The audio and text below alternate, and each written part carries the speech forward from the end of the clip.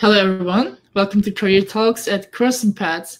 Today we have a special guest and the interview will be conducted in English. So I'm sorry for the Turkish audience if they don't want to stay in. So welcome Mr. Ehsan. Hi, and glad to be here. That's great. First of all, I'd really like to thank you for not turning us down and accepting our invitation, I'm sorry. So I'd like to get started with getting to know you a little bit. And can you introduce yourself a little bit, maybe? Of course. First of all, it's my pleasure, of course, to be here and give you a little bit of a preview of what's going on here. I am Ehsan. I am currently located in Sweden. Let's see, I'm originally Iranian. I have lived in Turkey for a while, so I think that's going to be interesting for people to know. I've been living in Sweden since the beginning of 2018, where I did my PhD. So I have a PhD in software engineering. And ever since I have been done with my PhD, I have been working with different companies. I started as a consultant, but right now, currently, I'm working as a senior data expert in a bank called Nordea. Yes, I think that's a good starting summary, yeah. So we will just get into details a lot more. But when did you come to Turkey? In what age are you? I'm 34 currently and counting.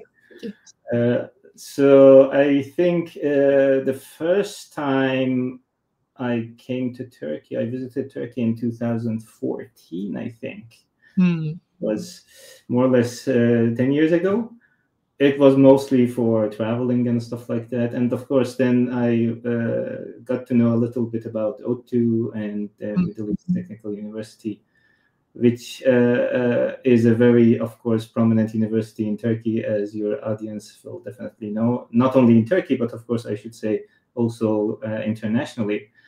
Then that sparked some interest for me to do a master's there, and I applied. Luckily, I got in, and then I moved to Turkey in 2015, somewhere about that. And basically, I was there until I think basically end of 2017. There was a middle part that I had the chance to come to Sweden for an exchange program. Yeah. Erasmus, I think, again, some people might know. And then basically that was my time in Turkey. But I will get into more details, of course, as we go along. Okay. I will also ask something about Erasmus. Then we'll just continue with that. So most of your career has been in Sweden, but you also had the opportunity to work at universities like ODTÜ, Koç, and TOB in Turkey. And I'd like to ask, are there any significant differences in education between these two countries? Education-wise, I would say there are some tiny details that might be different. Say in Sweden, the I think semester is 20 weeks long, whereas in Turkey, I think, if I remember correctly, it's some 16 weeks long. Yeah. So each semester is divided between two. There are these minor practicalities. The exams are slightly different, how they are conducted, and of course, the chances you get to do the exams and the assignments is slightly different. You have the chance to repeat and everything. And these are all up to, of course, the end of the master's. The PhD is going to be a different thing. But overall, I would say, at least my experience with bigger Turkish universities, the most prominent ones, I would say, quality-wise, not that much. So, of course, when you're graduated from Koç or ODTÜ, I mean, it's a world-class university, so it's pretty much on par with the rest of the world. I see. Yeah, you're definitely right. Okay. Exactly. And yeah. You also asked about the work experience. So basically, as a foreigner in Turkey, you don't really have that much of an option to really properly work. It's really hard.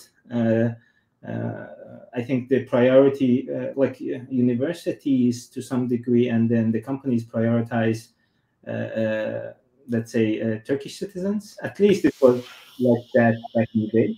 Why is it the case? Like, is there like legal procedure for that? There are some, yeah, exactly. There are some legal, let's say, maybe limitations, so far that I heard. But also there are some language barriers. There is, of course, maybe a public perception. I can give you some examples. For example, in ODTÜ, my supervisor had a project with TÜBİTAK, I assume it's the major funding institute in Turkey. So they had a project which was related to bioinformatics and basically a little bit of more secret stuff. So they want to have of course, nationals working on that project. Yeah. The better opportunities for foreigners is to get into projects as research assistants that are not classified as maybe how do you say, confidential or high risk or something like that. That's how I got, of course, to work with TOP, for example.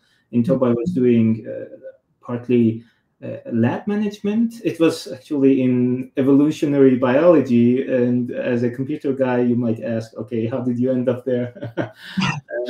Basically, what they wanted me to do was to calibrate a laser that was basically aiming towards a fruit fly's head. They wanted to check how it impacts their evolution in the next generations.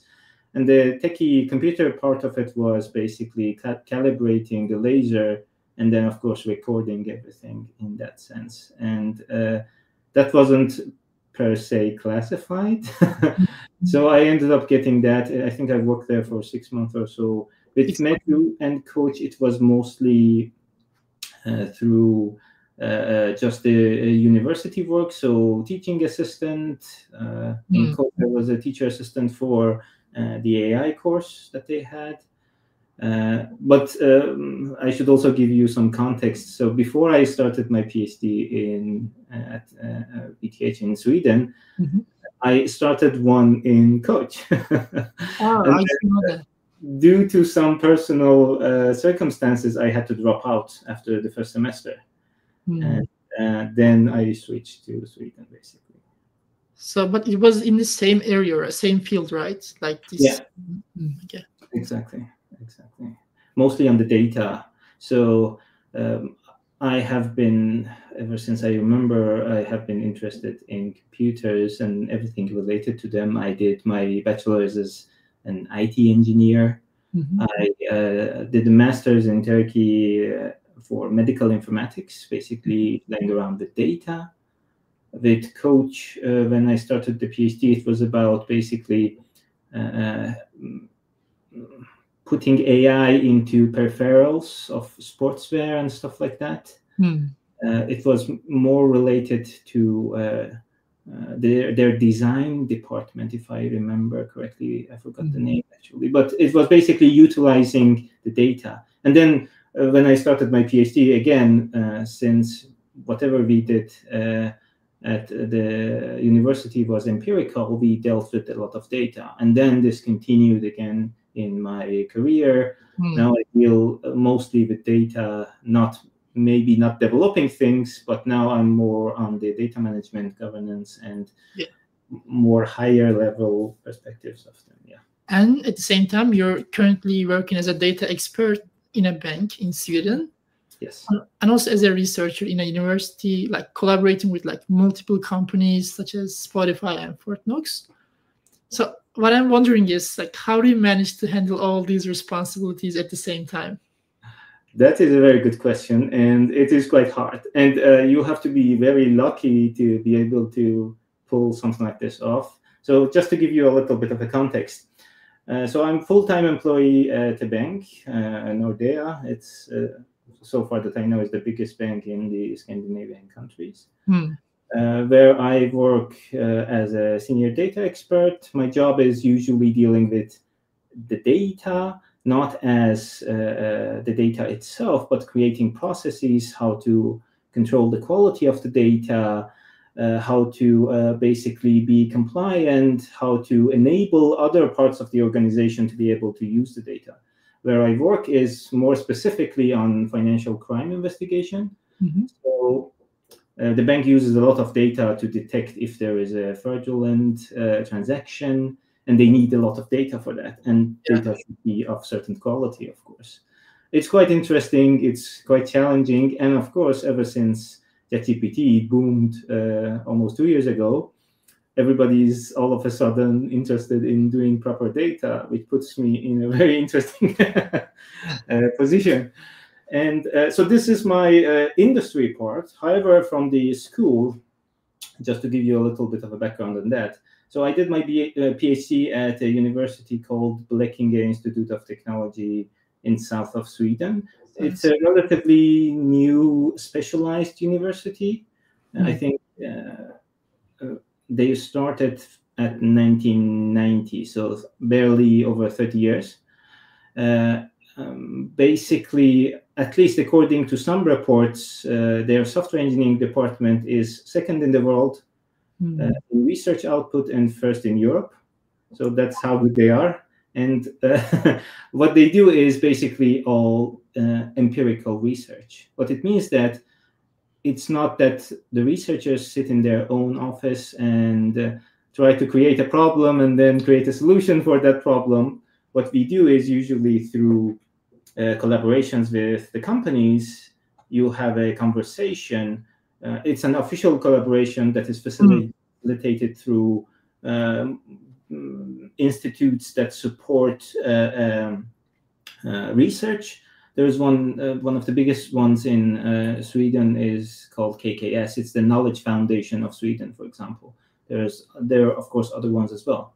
And once the collaboration is enabled through these projects, researchers will be directly working with companies to, in a way, solve practice problems, or at least look into things and then come up with solutions or trying to improve things. Now, the reason why I'm still involved is, so through my PhD, which ended 2 years ago, I worked with, let's see, Ericsson, Spotify, Volvo CE, Fortnox, probably most of your audience would know, local companies in Sweden. And since my topic was still super interesting for the university and the companies, there was a chance for me to partially also continue as a researcher at the university. So while I am still working in the industry, I still have an affiliation to the university. So I'm basically double working. And then basically last June, not last June, actually, it's not the end of the year yet. So in July or end of June, I also became an adjunct professor at the same university as well, again, to facilitate this sort of collaboration. Now, which still continues, where my affiliation with BTH and Spotify and Fortnox and all the other companies come from. Now, this was all the context for you to understand how things work. It's not like that I'm individually involved with all of these. That makes sense now. Exactly. But the way that it can be done, and it is done, is that the things that I'm doing are very well aligned together. So it's not that in the bank I'm doing something like totally different than what I'm doing in the research. That helps actually switching the hats a little bit easier, because if you say I'm working with data, but if in the university I'm working with something totally different, it's going to be super difficult to maintain. And also I would say the workload that comes from the university is not as I have to do, I don't know, like 20 hours per week or so. It's basically very, in a way, fluctuating, depends on, of course, what is going on. I don't do any teaching currently. I do some supervision and just research. So there is no other, basically, for me, responsibilities that will clog my time. I see. Exactly. So that's great. So as far as I understand, so you just work for these companies through the university that you're currently in, actually. Exactly. Okay. So I'm not I am employed, as I have, of course, been embedded into these companies, but I don't get a salary from them. So that would be the difference. Okay. So also, actually, you just talk about it a little bit, but maybe if you want to like talk about in detail. So how did you get into these companies? Like, what was the process of like becoming a researcher with collaboration with these companies? You actually mentioned it a bit, but if you want to just like maybe. So partly I would say it was my luck and circumstances. Of course, the university and the institute that I joined and started doing my PhD with already has a huge history of working with all these companies. If you take a look at their website, and especially the software engineering department, they even have a wall of the companies that they collaborate with. So you can go and check out how many companies they are working with. So it was already set. But then, of course, my own curiosity and being a little bit more interested to work with as many as I can helped a lot. There is, of course, the chance that always when you start collaborating with companies, there should be some sort of alignment. Basically, if my topic is on, say, software architecture or software quality, the company that I propose the project to work with should have an interest in it. So then we can say, okay, there is some sort of alignment between this work. Therefore, we can sign an agreement and start working and looking into things. Things change over time, but it's not always certain that things will work. So you start to work with a company, then you see that, okay, there is not that much traction. And then, of course, it has to be reconciled in a way. Or if you're lucky and things work out, I've been working with Fortnox for close to 5 years now. It's going so very well that, of course, it continues. And the same goes with Spotify. It's, I think, over 3 years or close to 3 years at the moment. Yeah. So like in future, like in some time, do you want to just like dedicate your time, all your time, like to a company, or you want to just continue like just like this?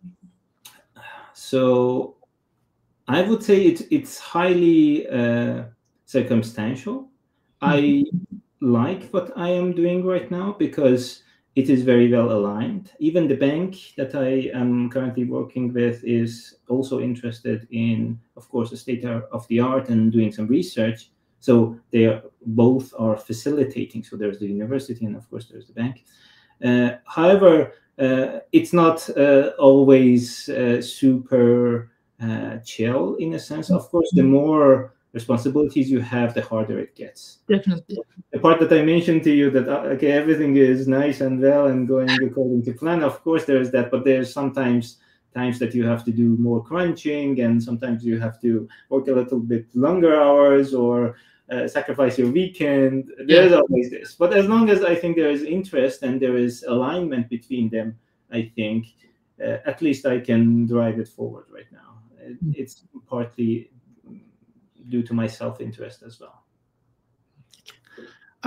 Can you like also talk about your research topics a bit, especially the research like you currently conduct on like Spotify, or it might be anything? Just exactly, of course, gladly. So let's see. If you want to break it down, as I mentioned before, I am a software engineer, and then we can break down software engineering into different fields.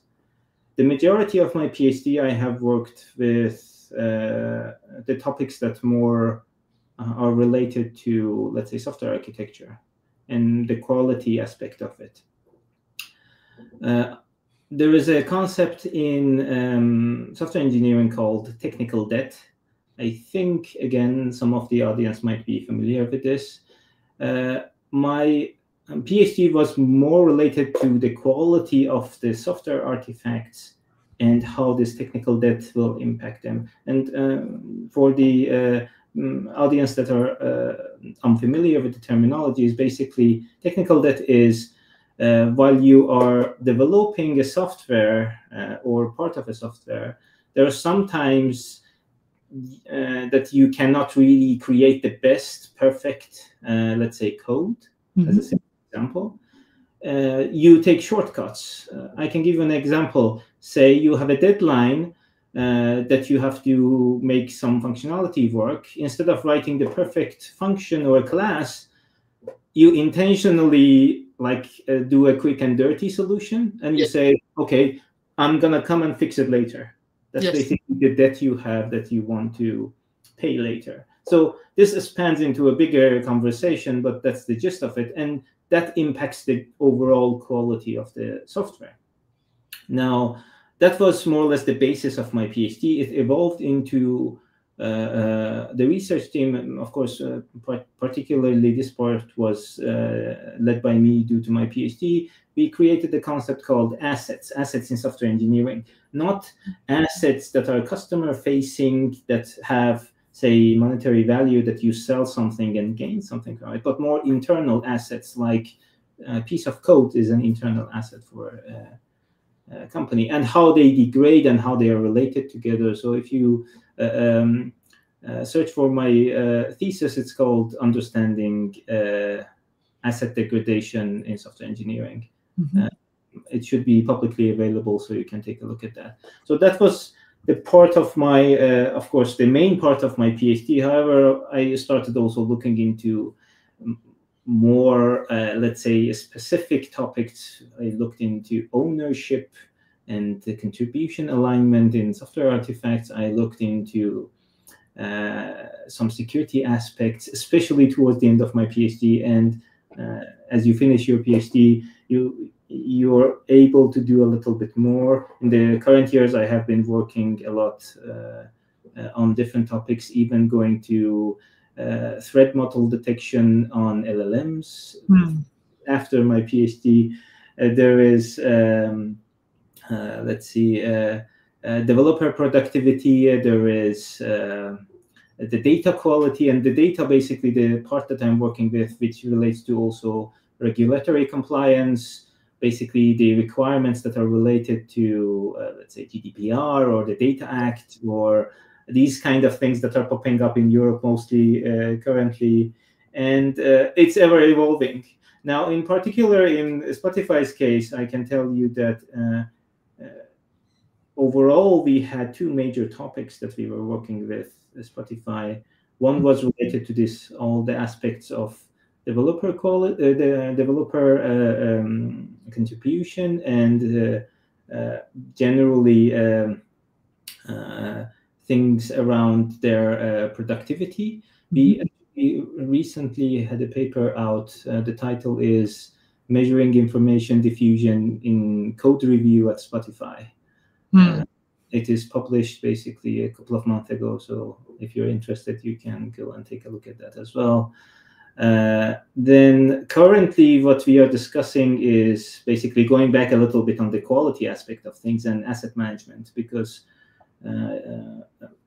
as it turns out, many companies are interested into the topic. It has many implications outside of the development. I wouldn't go into those as well, but again, if you check my list of publications, I think you can find some relevant stuff there. Yes. I was gonna copy the link and paste it, but I'll do it later. For the paper? Yeah, like for your public list. Okay, yeah. I can also do that as well while you are. That would be great. Thanks so much. Then I'm just gonna go into some questions about Sweden, life in Sweden. How is that, etc. Sure. For example, how would you describe the quality of life there? What is the, are you satisfied with it? The difference between maybe life in Turkey when you were doing your master's there? Wow, so that's a very complicated question. Yeah, and the conditions are different actually. You were a student at the time when you were in Turkey. Now you're working. Exactly. I just basically sent the link in the chat, so you can take a look at that as well. So the life in Turkey is quite nice if you know the language. By the way, I speak a little bit of Turkish as well. So The life in Turkey is nice. It started getting a little bit downhill due to, I would say, financial reasons recently. Yeah. But as a student, if you're in one of the top universities, I think you are in a very great position to grow. The people are super nice. The weather is nice. There is a lot that you can do in Turkey. And I would say as a student, it's a very nice place to live. However, I would link this to my previous mention of job after you graduate. So if you're a Turkish citizen and if you graduate from a, let's say, prominent university, it should be relatively easy for you to find a job, and things would be super nice, actually. But as a foreigner, it can be tricky. There is, of course, some limitations for the companies of, I think, how many even foreigners they can hire. There should be some sort of a rule for it, I think. Yeah, you're right. There must be some. And of course, there's also the language barriers and I would say some cultural maybe differences that might not be suitable for people to settle down in Turkey. However, that being said, I have seen many people that are actually settled down and they live in Turkey. And I'm not talking about people from closer countries. I have friends in Turkey still living there from Canada and States and other places. Yeah. Like, have you seen any like difference, like cultural differences between like Iran and in Turkey? Like you found really strange and. Actually, no. I would say that one of the reasons that Turkey is a really easy migration for Iranians is that, especially if you're living in the west of Iran, which is more or less Turkish speaking, and where I am from, it's more or less this, like the culture is super similar. You will be surprised how similar things are. So the transition between Iran to Turkey is relatively easy. Now, if I want to compare Turkey to Sweden, that's a bigger gap. Of course, things are much more different. I'm sure everybody has heard that Scandinavian people are a bit more shy and then they are to themselves. And it is true to some extent. It's harder to create a, let's say, social life in Scandinavian countries. But then there are other benefits. I would say finding a job, relatively, it's easier here if you know what you're doing. There is no, at least from what I know, there is no bias towards, oh, you're a foreigner, we don't hire you. As long as basically you have the qualification and you have a valid working permit, you're good to go. There is the weather, of course. It's colder up here, and during the winter it gets darker.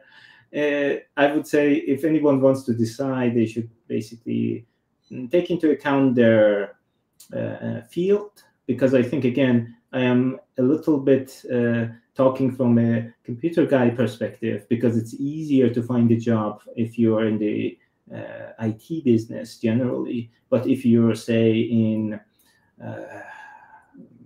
let's say, if you're a civil engineer, it will be super difficult because you know the language more. Oh yeah, there's also that of course in more IT related jobs the main language is English, so it's super easy to basically get in. But if you want to go for more traditional engineering or other, let's say, practices, medical practices or others, you need to know the language, and that's also again brings yet another challenge for the people who want to basically come here. You're right. Also, I'd like to ask, like, a typical day for you. What is a typical day for you in Sweden? Like, what do you usually start off the day and what do you do? So I would say it shouldn't be super different than any other part of the world. I think you start the day probably by either commuting to the work, or rather having a short coffee or a walk outside. And the reason I'm saying that is because now most of the jobs in Sweden are in a hybrid mode. So you don't have to exactly go to office all the day. It's not fully remote. There are very few companies that offer, of course, fully remote. And there are very few companies also that ask you to join them all the time. The days that you kind of want to go to the office, of course, you have your commute, and then you start your day with kind of a coffee talk, maybe with your colleagues. You have your meetings. There's always a lunch break around 12. Of course, everybody goes to lunch where you do some sort of a small chit chat with your colleagues and do some networking, especially if you're in a big company. And then, depending on, of course, your work, my work involves a lot of discussions and talks, creating new procedures, talking to different stakeholders, understanding things, reading a lot of material, trying to come up with a plausible explanation maybe for something. Again, having more meetings and workshops to basically develop the idea, and then, of course, at some point presenting it to the right stakeholders. And these stakeholders can be higher managers or other teams that say, if we have an AI team that is working on a solution, and then we want to implement some sort of a different requirements method, requirement elicitation method for them, of course, we can have the discussion with those. And then here and there are opportunities for us to, of course, upskill, do some courses or get some sort of certificates.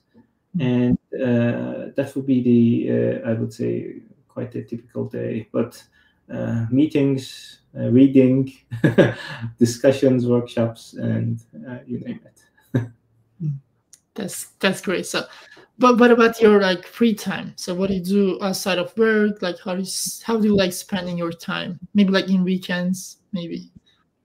So I am a very avid gym goer. So I think most of my evenings are spent in the gym,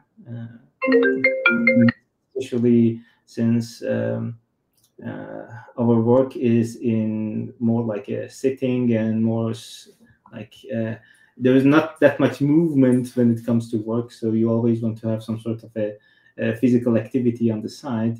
But outside of these regular gym activities, I like to travel a lot. There are some other sports that I'm into. Particularly, I do mountain biking in the summer, of course.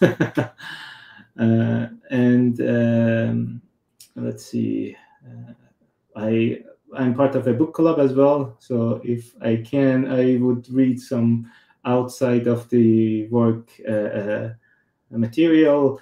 I think you can see I'm a gamer. So when the time comes, I would like to game as well a little bit. And yeah, that is, I think that summarizes it quite nicely. Yeah, that's pretty much it. That's great. Okay, one last question is, looking back, like, is there anything you would have done differently, or like decisions you're particularly glad you made with? I am honestly one of the lucky ones that I cannot really say that I would have done things differently. What I have done so far actually has led to the position where I am in right now, and I'm quite happy with it. It's one of the very unique positions that an individual can have, to be basically in between academia and practice. There has to be a lot of things aligning for you to be able to have such a position early in your career, because I'm relatively younger when it comes to this kind of job. I'm sure if we look into some more established professors, they would do, of course, much more than me. But I think considering the stage I am in, I think I have done very well. Now you mentioned how if I would have done things differently. I would say no. I'm quite fond of all the experiences that I have had. Of course, my time in Turkey, the Erasmus, even the time that I had in Koç was quite beneficial for me. With every job or position that I had, I learned something, and that has led to me being here. It's partly frustrating, of course, especially if you're in your early career and then things don't particularly align. You just have to, if you are someone who has a passion for something, I would say just keep basically doing what you like, and eventually it will give you some sort of a result. There is a talk from Steve Jobs.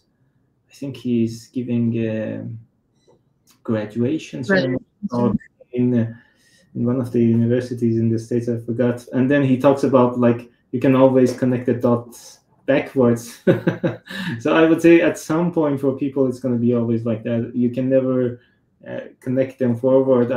Of course, I'm not also satisfied with what I have right now. I have also plans to even do more things, but that I can tell you about maybe in 5 years. That's great. Okay, that's all from me. Thank you so much for this talk again. Thank you so much for not turning us down. So would you like to add maybe like one more thing, or? I mean, there's a lot of things that I can, of course, talk about, but I would say maybe one thing, since I'm in the data, I work very closely with data. I am basically in a way lucky to be in the the center, the hype of the thing. There is a lot of talks about how AI is gonna change everything, which is particularly true, but it's also not the end of the world. I think there is some sort of a misconception about AI basically changing everything from the root.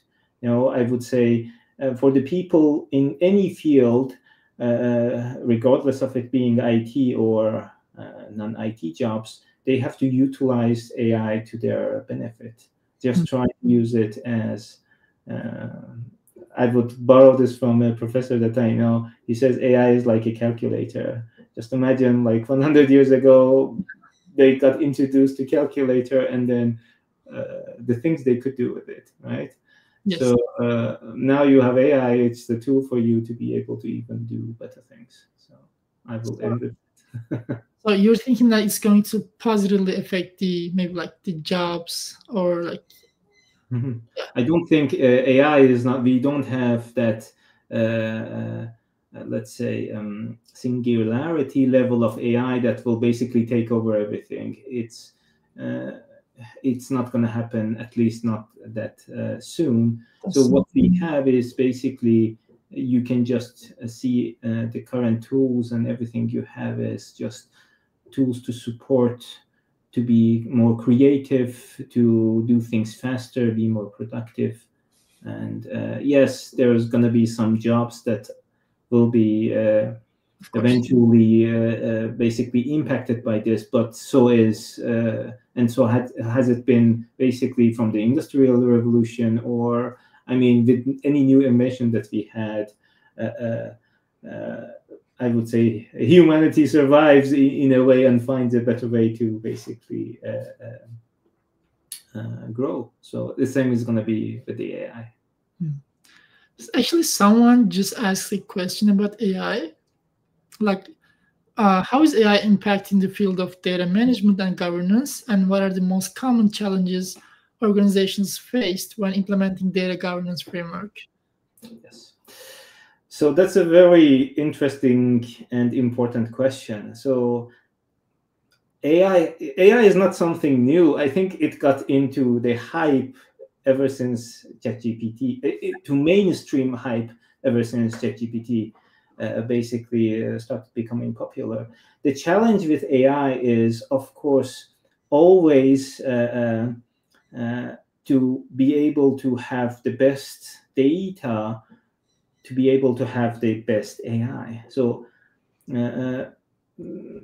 I'm just going to basically start with a little bit backwards. What I'm going to tell you is that, look, before, let's say 10 years ago, 20 years ago, we had some data.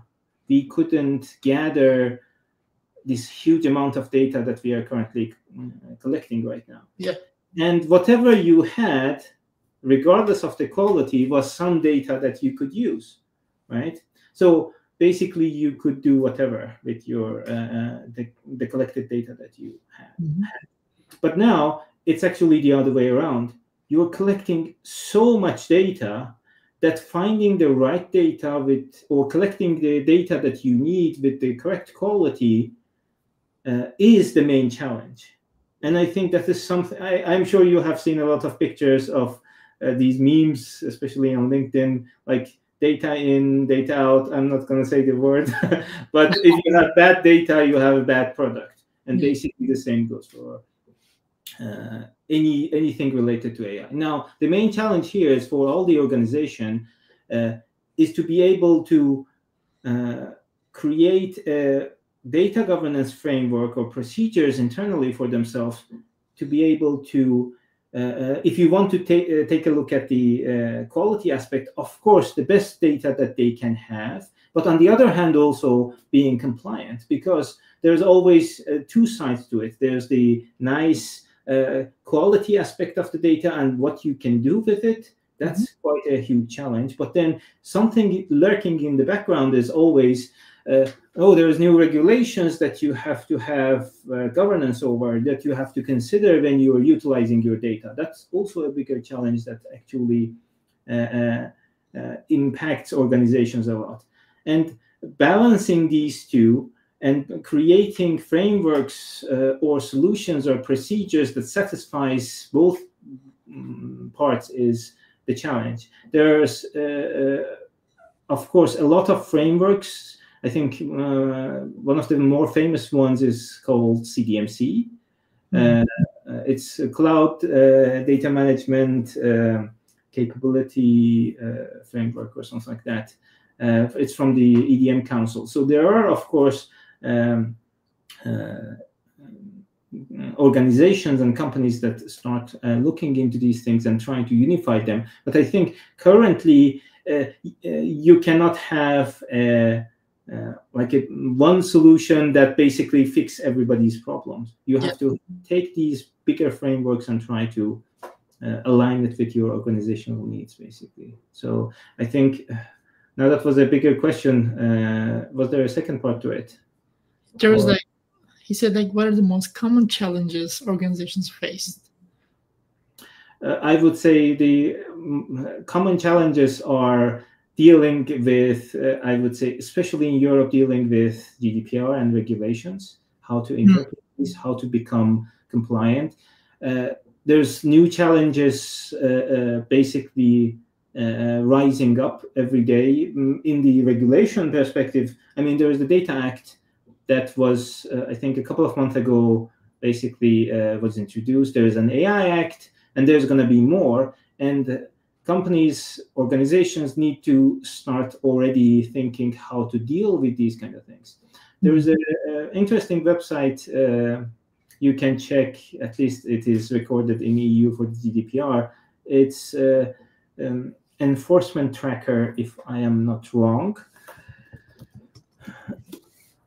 Yes, and you can see there, they compile actually all the GDPR-related fines that organizations are dealing with all the details and articles and what has happened, with the even amount of fine that they have received. It's quite interesting, at least if you're curious to take a look at. So this is part of the, again, if you want to put it into two perspectives, this is the basically part of the challenge that is related to regulations. But however, on the other side, there is also at least in my thinking, an innovation challenge, because all of a sudden now we have AI, and you have all these organizations regardless of them being IT organizations, that all of a sudden wake up and say, oh, we have data, and let's do something with AI. It's the hype, right? You have to have something with AI. And then what is the most common thing that comes to your mind when you think that you can use data with, right? Can I give you a hint? It's basically they start creating, I think, super easy things like a chatbot, a support chatbot, or a customer, how do you say,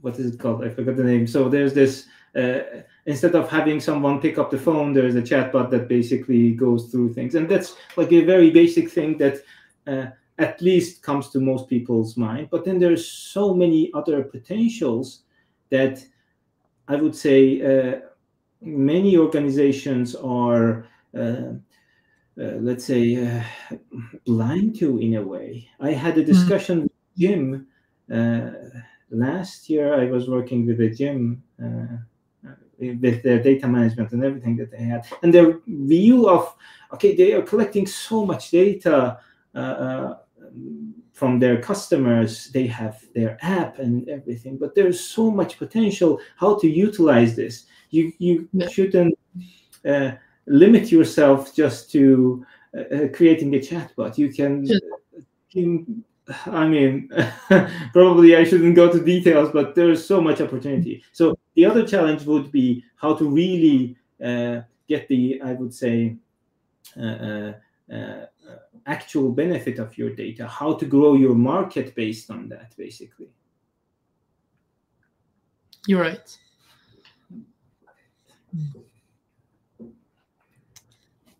Okay, so do we have more questions? No, someone says that I'm his fan, but that's okay.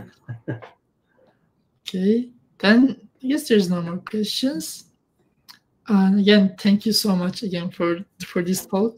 And yeah, we can like see you maybe like in. I'll just ask you something about the maybe like, because we are also making these videos in face-to-face. Now we just started off. If you like to participate, we can also talk about them. Of course, of course. Then, thank you for inviting me. It's always nice to, of course, spread the word. And there are many other things that I can talk about, particularly when it comes to research, or maybe we can have a talk more specifically on data management. This was just an introduction, of course, but there is much more that we can definitely.